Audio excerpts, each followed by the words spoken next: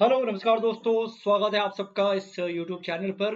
मेरा नाम है सुमित और आपके सामने एक बार फिर से मैं उपस्थित हो चुका हूँ एनसीईआरटी साइंस स्पेशल सीरीज वाली क्लास के साथ। और इस क्लास में हम लोग क्लास 8th के साइंस बुक को टू द पॉइंट लगातार डिकोड कर रहे हैं और इसके कॉन्सेप्ट्स को, साइंस के कॉन्सेप्ट्स को जानने के क्रम में ये सेशन हमें बहुत हेल्प करने वाला सेशन है ना।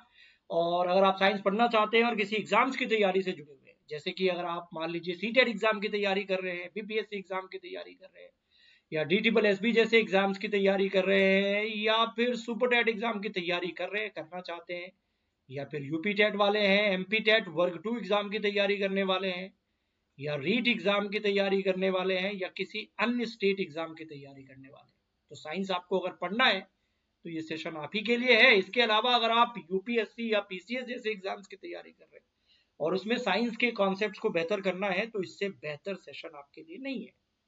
एनसीईआरटी बेस्ड ये सेशन है और आज इस सेशन में हम लोग एनसीईआरटी क्लास 8 चैप्टर 7 के पॉइंट्स को डिकोड करने वाले हैं। और चैप्टर 7 का ये पहला पार्ट है, conservation of plants and animals इसका नाम है, यानी पौधों और जंतुओं के संरक्षण का महत्व क्या है, क्यों हमें इनको कंजर्व करना चाहिए और कैसे ये हमारे पर्यावरण के अस्तित्व के लिए बहुत जरूरी है और कैसे इनका संरक्षण किया जाता है। ये तमाम चीजें इस चैप्टर के अंतर्गत दी गई है, जिनको हमें थोड़ा जानना है, समझना है और इसकी महत्ता को जानते हुए आगे अपने एग्जाम्स की तैयारी करनी है, चैप्टर की महत्ता को जानते हुए। ठीक है जी, तो आप लोग आ जाइए, जुड़ जाइए और इस सेशन में मेरे साथ आगे बढ़िए। लेकिन आगे बढ़ने से पहले एक रिक्वेस्ट है।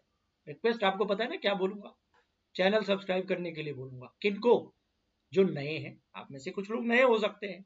जिन्होंने सब्सक्राइब कर लिया है, थैंक यू वेरी मच। नहीं किया है तो भी थैंक यू, क्योंकि आप करेंगे, क्योंकि मैं रिक्वेस्ट करूंगा और आप चैनल सब्सक्राइब ना करें, ये हो ही नहीं सकता है। और सब्सक्राइब करने में कौन से पैसे लगते हैं? सीधा बटन दबा देना है ना। तो टेलीग्राम चैनल को ज्वाइन कर लो, यूट्यूब चैनल को सब्सक्राइब कर लो और आगे अपने स्टडी को बेहतर तरीके से प्लान कर लो, क्योंकि चैनल सब्सक्राइब करने के बाद चैनल से संबंधित तमाम सूचनाएं आपको टाइम से मिल जाती है। ठीक है जी, इस चैप्टर में आगे बढ़ते हैं जी। और आगे बढ़ने के क्रम में इस बच्चे के जहन में एक बड़ा सवाल है। मुझे लगता है हमारे आपके दिमाग में भी ये सवाल कई बार आते रहते हैं। हमने सुना है राष्ट्रीय उद्यान के बारे में, नेशनल पार्क के बारे में, बहुत सारे है ना। सोचो, दो चार नाम याद करो, कौन कौन से नेशनल पार्क अपने देश में है। हमने बहुत सारे वन्य जंतु अभयारण्यों के बारे में सुना है, वाइल्ड लाइफ सेंचुरीज के बारे में सुना है, और हमने बायोस्फीयर रिजर्व्स के बारे में, या एक तरीके से जैव मंडल संरक्षित क्षेत्रों के बारे में भी सुना है। देखा जाए तो तीन शब्द हैं, एनपी नेशनल पार्क, उसके अलावा wild life sanctuary and then biosphere reserve. ये तीन, देखा जाए तो ये तीन ऐसे क्षेत्र हैं जिनका निर्माण जीवों के संरक्षण के उद्देश्य से किया जाता है। हालांकि इनमें कुछ बुनियादी अंतर है, सरकारी प्रयास के अंतर्गत इसमें कुछ नियम कानून का प्रावधान होता है, लेकिन ये बायोस्फीयर रिजर्व हो या वाइल्ड लाइफ सेंचुरी हो, नेशनल पार्क, तमाम अंतर है इनमें। वो टेक्निकल अंतर है जो आगे हम बात करेंगे, लेकिन ये सब कहीं ना कहीं संरक्षण के उद्देश्य से किए गए प्रयासों का एक एग्जाम्पल है। इसमें पेड़ पौधों का संरक्षण शामिल है, इसमें जंतुओं का संरक्षण शामिल है, और तो और जो ऐतिहासिक धरोहर है, ऐतिहासिक इमारतें हैं, ऐतिहासिक बिल्डिंग्स हैं, उन सब का भी संरक्षण कहीं ना कहीं जरूरी होता है। अब किसमें किस चीज का संरक्षण होता है वो तो अब समय के साथ हमें पता चलेगा, लेकिन ये सब संरक्षण प्रयासों का एक एग्जाम्पल है। हमने देखा था कि कक्षा 7 में बूझो और पहेली ने प्रोफेसर अहमद एवं टीबू के साथ वन भ्रमण किया था। ये प्रोफेसर अहमद और टीबू और भी माधव जी, ये सब कुछ कैरेक्टर है बूझो पहेली। एनसीईआरटी में इन कैरेक्टर्स के माध्यम से हमसे एक्चुअली में बात की जाती है, तो इस कैरेक्टर को हम अपने साथ भी जोड़ सकते हैं। ठीक है ना। फिलहाल हम अपने आप को बूझो पहेली की श्रेणी में ही रखते हैं, स्टूडेंट की श्रेणी में ही रखते हैं, क्योंकि हम उसी पॉइंट से बात कर रहे हैं।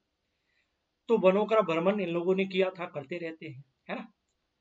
वह अपने सहपाठियों के साथ अनुभव बांटने के लिए बहुत उत्सुक थे जब उन्होंने वनों की यात्रा की या जहां भी वो गए थे, तो अपने एक्सपीरियंस को शेयर करना चाहते थे। कक्षा के दूसरे सहपाठी भी अपने अनुभवों को बांटने के लिए अत्यंत उत्सुक थे। अब इसमें कुछ नई चीज नहीं है, एग्जाम में तो ये सब नहीं पूछते हैं।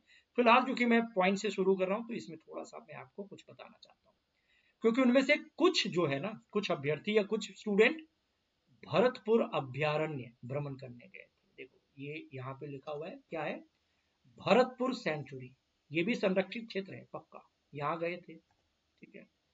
कुछ काजीरंगा राष्ट्रीय उद्यान गए थे। कहाँ गए थे? Kaziranga national park. अभी बोला था ना कि नेशनल पार्क कुछ याद करो, कुछ बायोस्फीयर रिजर्व याद करो, तो कुछ काजीरंगा नेशनल पार्क गए थे, कुछ भरतपुर सेंचुरी गए थे। ठीक है। और कुछ लोकचाव वन्य जंतु अभ्यारण्य तथा ग्रेट निकोबार बायोस्फीयर रिजर्व इत्यादि गए होंगे या उनके बारे में उन्होंने सुना है। मतलब सब जगह गए थे अलग अलग, और कुछ ये सब इनके बारे में सुन चुके हैं, ये wild life sanctuary, national park, great Nicobar biosphere reserve, tiger reserve, इन सब के बारे में इन्होंने सुना है। तो अब ये सब चीजें हमारे लिए भी काम की चीजें, हमें भी जानना होगा कि टाइगर रिजर्व कहाँ है और टाइगर रिजर्व क्या होता है और नेशनल पार्क या वाइल्ड लाइफ सेंचुरी में अंतर क्या होता है। लेकिन उस तक पहुंचने के लिए कुछ बेस से शुरुआत करेंगे और वहां तक हम पहुंचेंगे स्टेप बाय स्टेप। सबसे पहली चीज, आप एक कॉन्सेप्ट जानते हैं, वनोन्मूलन। एक चिंता वाला प्रैक्टिस है ये। Deforestation is not a positive thinking, positive practice. Forest, जंगल, पेड़ पौधों को बिना मतलब काटना, इसका अपना असर होता है, इसका इम्पैक्ट होता है हमारी पृथ्वी पर। हम जानते हैं कि नाना प्रकार के पौधे और जंतु पाए जाते हैं, वेरिएशंस है, बायोडाइवर्सिटी। ये मानव जाति के अस्तित्व एवं भली प्रकार के रहने के लिए ये पेड़ पौधे आवश्यक है, इवन कुछ जानवर भी आवश्यक है। इन जीवों के अस्तित्व के लिए वनों का विनाश, डिफॉरेस्टेशन, एक बहुत बड़ा खतरा बन गया। और हम जानते हैं कि वनों का विनाश का अर्थ होता है, वनोन्मूलन का अर्थ होता है वनों को खत्म करना। वनों को समाप्त करने पर प्राप्त भूमि, जो भी जंगल को काट के जो आपको जमीन मिलता है, उस पे आप अन्य कार्य करते हैं, बिल्डिंग बनाते हैं, खेती करते हैं, कारखाने बनाते हैं, है ना। या जंगल को आप इसलिए भी काट देते हैं क्योंकि उस लकड़ी का इस्तेमाल करना है ईंधन के रूप में, फर्नीचर बनाने के लिए, अलग अलग जरूरतों के लिए आप ऐसा करते हैं। जरूरतें तो समझ में आती है, नीड तो समझ में आती है, लेकिन आजकल ये नीड के जगह पे ना लालच शब्द, ग्रीड चलता है। आजकल बिजनेस के लिए सब किया जा रहा है, पैसे खूब बनाने के लिए किया जा रहा है, जिसके कारण पर्यावरण की दिन प्रतिदिन अवनति होती जा रही है। फॉरेस्ट फायर और दवानाल इसी को कहते हैं, और भीषण सूखा भी वनोन्मूलन के कुछ कारण है, लेकिन ये नेचुरल कारण हो सकते हैं। लेकिन जो हम काटते हैं खेती के लिए, जमीन बनाने के लिए, बिल्डिंग बनाने के लिए, जंगल को, पेड़ पौधों को हटा देते हैं, वो हमारा आर्टिफिशियल एक तरीके से रीजन है। अब करना चाहिए नहीं करना चाहिए, ये सब ऑब्वियसली इस पे बहस होना चाहिए। नीड के हिसाब से तो चीजें जरूरी होती है, घर भी जरूरी है, लकड़ी भी जरूरी है, फर्नीचर भी जरूरी है, लेकिन ग्रीड के लिए नहीं, नीड के लिए होना चाहिए। ठीक है। और वनों के विनाश से बहुत कुछ हो सकता है। क्या रिजल्ट आ सकते हैं? Everything having some sort of consequences. पहेली एवं भूजों ने वनोन्मूलन के परिणाम याद करने का प्रयास किया। उन्हें याद है कि वनोन्मूलन से पृथ्वी पर ताप एवं प्रदूषण के स्तर में वृद्धि होती है, टेम्परेचर पृथ्वी का बढ़ सकता है, इससे वायुमंडल में कार्बन डाइऑक्साइड का स्तर बढ़ता जाता है और भौम जल का स्तर लो होता जाता है, ग्राउंड वाटर का लेवल लो होता जाता है। उन्हें पता है कि वनों के विनाश से प्राकृतिक संतुलन प्रभावित होता है, और प्रोफेसर अहमद ने उन्हें बताया है कि यदि वृक्षों की इस प्रकार अनवरत कटाई चलती रहे जैसे कि चल रही है, तो वर्षा एवं भूमि की फर्टिलिटी में कमी आ जाएगी, और वर्षा में कमी आएगी तो सुखाड़ होगा, सूखे जैसी प्राकृतिक आपदाओं को झेलना पड़ेगा, और मिट्टी की उर्वरता दिन प्रतिदिन घटेगी, तो प्रोडक्शन ऑफ क्रॉप्स पे नेगेटिव इम्पैक्ट पड़ेगा और भूख के लिए लड़ाई शुरू हो जाएगी। तो आपदाओं की समस्याएं बढ़ने लगेंगी जरूरत से ज्यादा, और फिर सर्वाइवल मुश्किल हो जाएगा। तो ये अपने कॉन्सिक्वेंसेस है डिफॉरेस्टेशन के, this That's why we can say this is not the positive practice, negative practice है।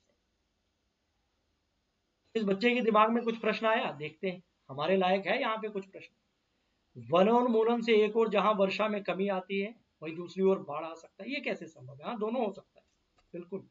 याद कीजिए कि प्रकाश संश्लेषण की प्रक्रिया में पौधों को भोजन बनाने के लिए कार्बन डाइऑक्साइड की आवश्यकता होती है, बोलो हाँ। कार्बन डाइऑक्साइड जो हम छोड़ते हैं, ये इनको प्लांट की जरूरत होती है, प्लांट को इनकी जरूरत होती है। पत्तियों को कार्बन डाइऑक्साइड मिलेगा तभी तो फोटोसिंथेसिस होगा।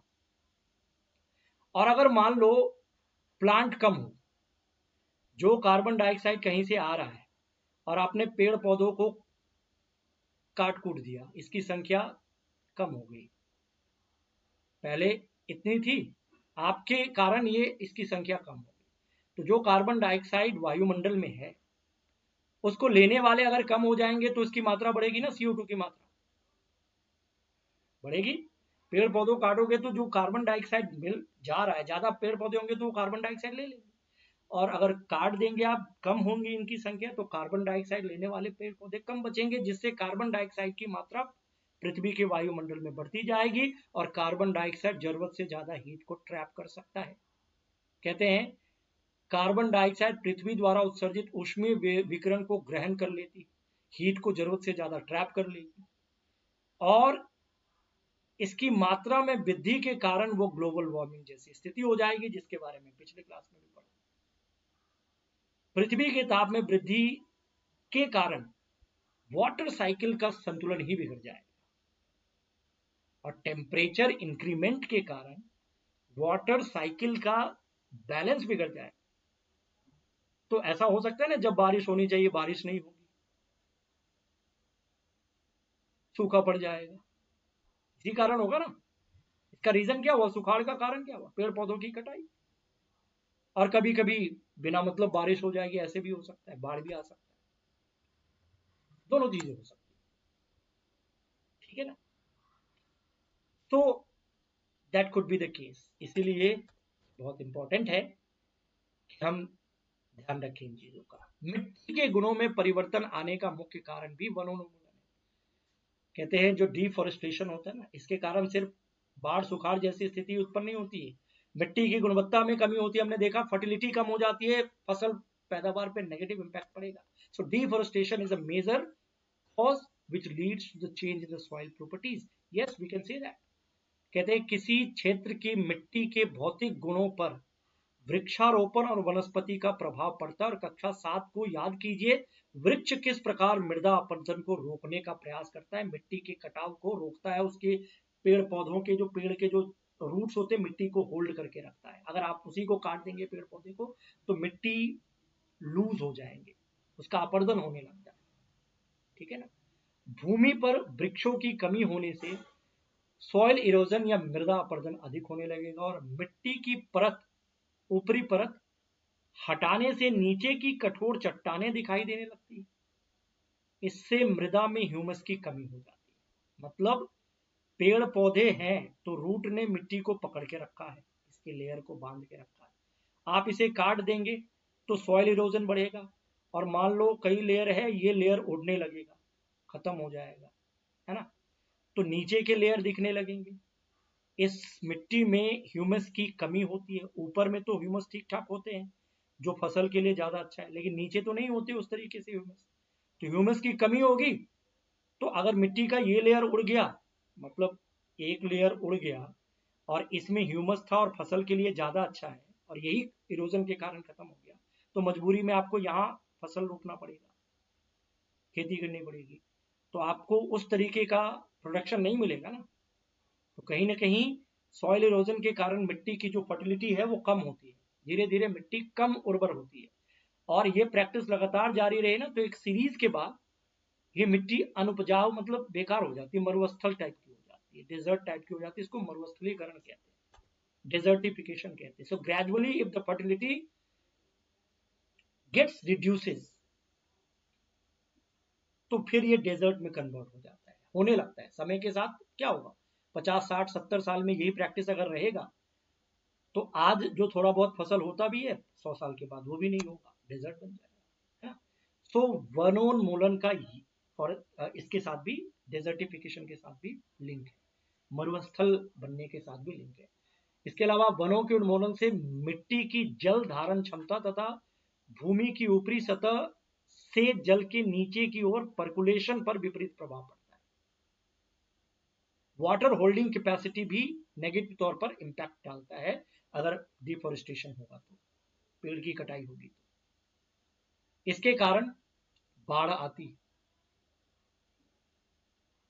ठीक है। मिट्टी के अन्य गुण जैसे पोषक तत्व के गठन इत्यादि पे भी प्रतिकूल प्रभाव पड़ता है। तो डिफोरेस्टेशन 50 अन्य प्रॉब्लम्स को इनवाइट करता है, ठीक है। इसलिए पेड़ पौधों का संरक्षण बहुत जरूरी है। और अगर पेड़ पौधों का संरक्षण हो रहा है, जंगलों का संरक्षण हो रहा है, तो जंगल में रहने वाले प्राणियों का भी संरक्षण जरूरी है। इसीलिए आपने देखा कि अगर संरक्षण नहीं करोगे, वनों को काटोगे, पेड़ पौधों को काटोगे, तो क्या क्या हो सकता है, हमारे आपके अस्तित्व पे खतरा है। तो इसके संरक्षण की बात तो करेंगे ना। और जब वनों की संरक्षण की बात होगी, फॉरेस्ट की बात होगी, तो फॉरेस्ट या उसमें जो रहने वाले जीव है उनकी भी बात होगी। तो वन और वन्य प्राणियों का संरक्षण इन्हीं सब वजहों से महत्वपूर्ण है। वनोन्मूलन के प्रभाव को लगभग हम जान चुके हैं कि क्या क्या हो सकता है। जानने के पश्चात, इस प्रभाव को जानने के पश्चात पहेली और बूझो चिंतित थे, थोड़ा कंसर्न थे। वे प्रोफेसर अहमद के पास गया और उन्होंने पूछा कि वन और वन्य प्राणियों को किस प्रकार बचाया जा सकता है।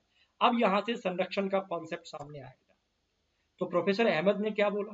प्रोफेसर अहमद ने पहेली और बूझो एवं उनके सहपाठियों के लिए जैव मंडल संरक्षित क्षेत्र के भ्रमण का आयोजन किया। क्या आयोजन किया? Biosphere visit to the biosphere reserve. अब देखो ये एक टर्म आ गया आपके सामने, BSR, जिसको मैंने अभी बोला था, national park, biosphere reserve, wild life sanctuary, इन सब की बात हुई थी ना। ये सब संरक्षित क्षेत्र है। तो पहली बात तो जैव मंडल संरक्षित क्षेत्र, प्रोटेक्टेड एरिया एक तरीके से। इसके लिए उन्होंने क्या चुना? इसके लिए उन्होंने, प्रोफेसर अहमद ने, पचमढ़ी जैव मंडल संरक्षित क्षेत्र को चुना। एक जगह है पचमढ़ी, यहां पे उनको ले जाने के लिए उन लोगों ने प्लान किया। प्रोफेसर अहमद और उनकी टीम ने बच्चों को फील्ड विजिट के लिए तैयार किया। वे जानते हैं कि इस क्षेत्र के पौधे एवं जंतु, मतलब जिस पचमढ़ी क्षेत्र जैव मंडल आरक्षित क्षेत्र की बात हो रही है ना, उसके बारे में उनको पता है कि इस क्षेत्र के पौधे और जंतु जो है ना, ऊपरी हिमालय की श्रृंखलाओं एवं निचली पश्चिमी घाट के समान है। यानी इस क्षेत्र में जो पेड़ पौधे और जंतु होते हैं ना, ऊपरी हिमालय और पश्चिमी घाट के जीवों और पौधों के समान ही है। तो प्रोफेसर अहमद का विश्वास है कि इस क्षेत्र की जो जैव विविधता है, जीवों में वेरिएशंस, अलग अलग प्रकार के पेड़ पौधे, अलग अलग प्रकार के जीव जंतु, उसी को जैव विविधता कहते हैं, वो अनूठी। उन्होंने वन कर्मचारी श्री माधव जी से जैव मंडल संरक्षित क्षेत्र में बच्चों का मार्गदर्शन करने का अनुरोध किया और उन्होंने बताया कि जैविक महत्व के क्षेत्रों का संरक्षण हमारी राष्ट्रीय परंपरा का एक भाग है और हर व्यक्ति, हर सरकार का ये कर्तव्य होता है कि वो इनको प्रोटेक्ट करे, इनको संरक्षित करे। और इसके लिए जो भी नियम कानून सरकार के तौर पर बनाना पड़ेगा वो बनाया जाता है और उसका अपना कॉन्सेप्ट होता है। तो जैव मंडल की बात ही कर लेते हैं पहले। बायोस्फीयर रिजर्व साइट की बात तो अभी और करेंगे, लेकिन फिलहाल बायोस्फीयर के बारे में अगर आपको लग रहा है कि ये क्या होता है, तो इसमें कोई टेक्निकल चीज नहीं है। जैव मंडल पृथ्वी का वह भाग है जिसमें सजीव पाए जाते हैं अथवा जो जीवन यापन के योग्य है। जैव विविधता का अर्थ है पृथ्वी पर पाए जाने वाले विभिन्न प्रकार के जीवों की प्रजातियां, इनके पारस्परिक संबंध एवं पर्यावरण से इनका संबंध। तो बायोस्फीयर मतलब जीवों के रहने की जगह, मिट्टी, पानी, हवा, ये सब इसी में आ जाए, है ना। और जैव विविधता, इसमें जो अलग अलग प्रकार के पेड़ पौधे, जीव जंतु और उनके साथ आपस में जो लिंक होते हैं, संबंध होते हैं, so that is called biosphere. में एयर भी है, बायोस्फीयर में पानी भी है और बायोस्फीयर में मिट्टी भी है और जीव जंतु भी है। तो हवा, पानी, जमीन के अलावे जीव जंतु सब है ना, ये सब आपस में कनेक्टेड है, सब आपस में जुड़े हैं। माधव जी ने बच्चों को समझाया कि हमारे व्यक्तिगत प्रयासों एवं समाज के प्रयासों के अतिरिक्त सरकारी एजेंसियां भी वनों और वन्य जंतुओं की सुरक्षा हेतु कार्यरत है और सरकार उनकी सुरक्षा और संरक्षण हेतु नियम कानून नीतियां बनाती है जिनको हर किसी को फॉलो करना पड़ता है और सरकार इन नीतियों या इन नियम कानून का पालन भी सुनिश्चित करती है।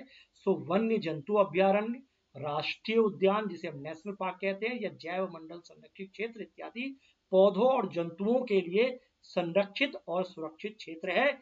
इसमें पेड़ कटाई प्रोहिबिटेड है, तो इसमें शिकार करना वर्जित होता है। बहुत सारे इसके रूल रेगुलेशन होते हैं, कुछ में थोड़ी बहुत आजादी होती है घूमने की, तो कुछ में वो भी नहीं होती है। सो वनस्पति जात और प्राणी जात और उनके आवासों के संरक्षण हेतु संरक्षित क्षेत्र चिन्हित किए गए हैं जिन्हें अभ्यारण्य, राष्ट्रीय उद्यान या जैव मंडल आरक्षित क्षेत्र कहते हैं। मतलब एनिमल प्लांट सबकी बात हो रही। कहते हैं वृक्षारोपण, कृषि, चारागाह, वृक्षों की कटाई, शिकार, खाल प्राप्त करने हेतु शिकार इन क्षेत्रों में निषिद्ध होते हैं। इनमें आप अगर बाहर के व्यक्ति हैं, आप स्टाफ नहीं है, तो आप बहुत सारी चीजें प्रोटेक्टेड होते हैं, प्रोहिबिटेड होते हैं। जैसे अभ्यारण्य की बात कर लो, अभ्यारण्य जिसको हम सैंक्चुरी कहते हैं। सैंक्चुरी क्या है, इसके बारे में ये अब यहां से प्रश्न बनते हैं, ध्यान रखिएगा। ये वो क्षेत्र है जहां जंतु एवं उनके आवास किसी भी प्रकार के विक्षोभ से सुरक्षित रहते हैं। Area where animals are protected from any disturbance to them and their habitat. मतलब सैंक्चुरी में जंतु किसी भी प्रकार के प्रॉब्लम से प्रोटेक्टेड रहते हैं, नियम कानून लगा होता है ना, उनका वो नेचुरल हैबिटेट है, वहीं पे वो रहते हैं, सुरक्षित रहते हैं, कोई वहां शिकार करने नहीं जा सकता है वगैरह वगैरह। राष्ट्रीय उद्यान, नेशनल पार्क क्या है, एक तो हो गया अभ्यारण्य सैंक्चुरी, दूसरा वन्य जंतुओं के लिए आरक्षित क्षेत्र जहां वह स्वतंत्र रूप से आवास एवं प्राकृतिक संसाधनों का उपयोग कर सकते हैं। नेशनल पार्क क्या है, areas reserve for wild life where they can freely use their habitat and natural resource.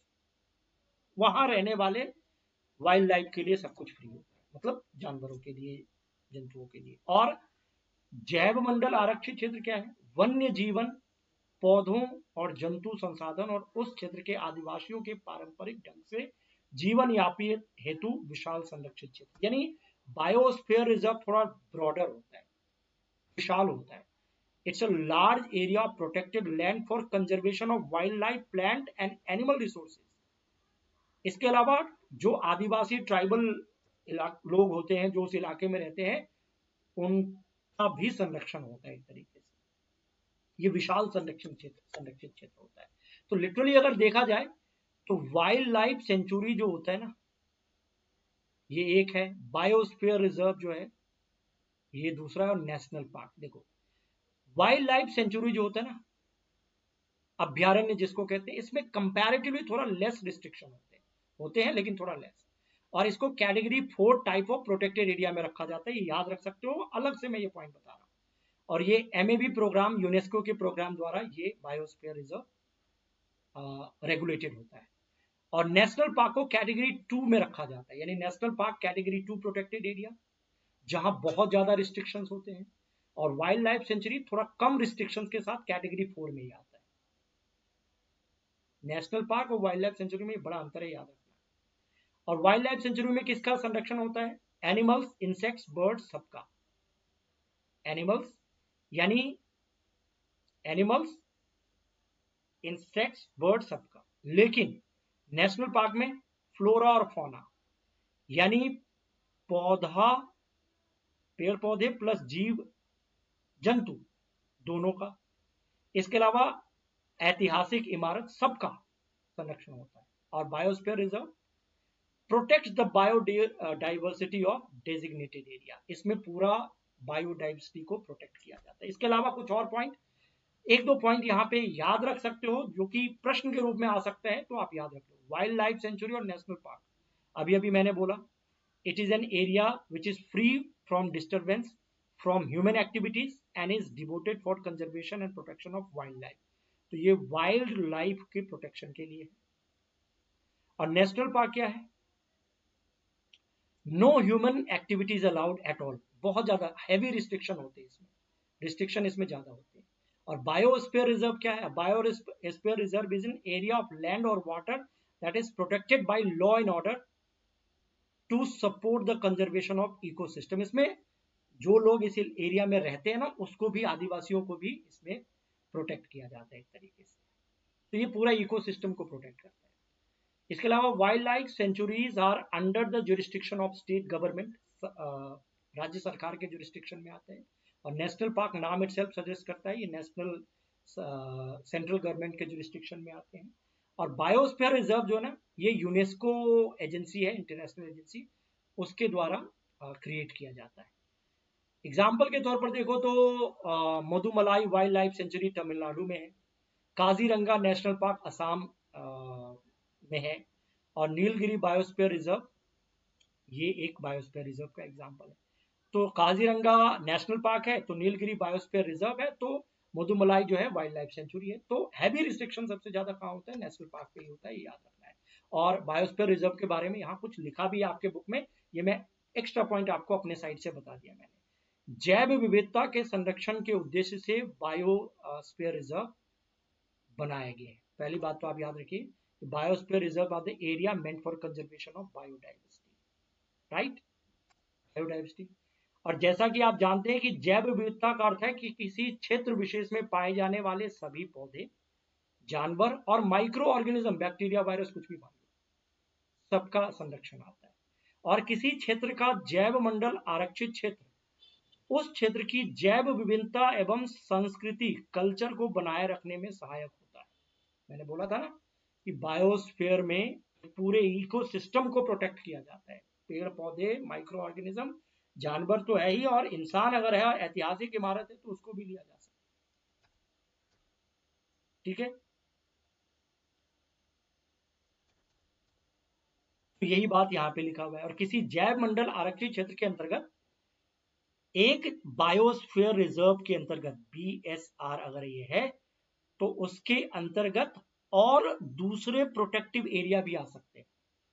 जैसे ये BSR है, इसके अंतर्गत नेशनल पार्क भी हो सकते हैं इस बायोस्फीयर रिजर्व के अंतर्गत। तो एक बायोस्फीयर रिजर्व के अंतर्गत दूसरे प्रोटेक्टेड एरिया भी हो सकते हैं। ठीक है ना।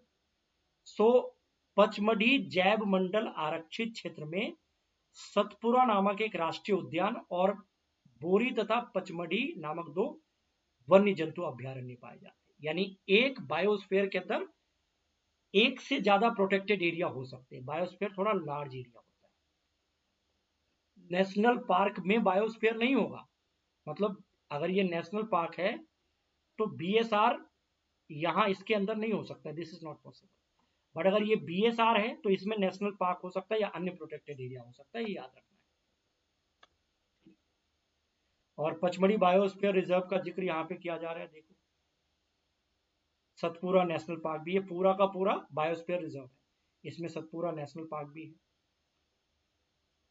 बोरी सेंचुरी भी है, रिजर्वायर भी है।